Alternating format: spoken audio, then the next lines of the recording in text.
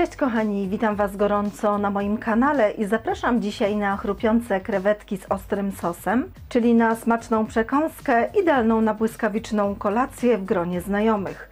Zapraszam do oglądania filmu. Składniki.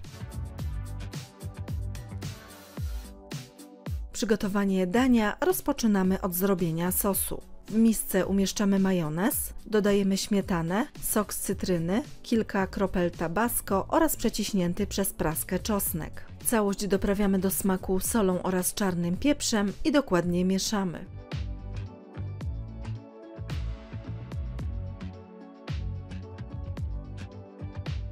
W następnym etapie przygotowujemy krewetki. Do miski przekładamy jajka i wsypujemy mąkę. Całość doprawiamy solą, czarnym pieprzem, czosnkiem granulowanym oraz słodką i ostrą papryką. Wszystko mieszamy trzepaczką do uzyskania jednolitej konsystencji.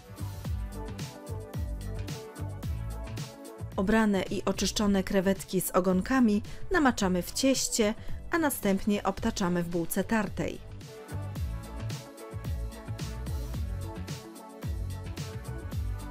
Krewetki smażymy partiami na głębokim, rozgrzanym oleju na złoty kolor po około 2-3 minuty z każdej strony.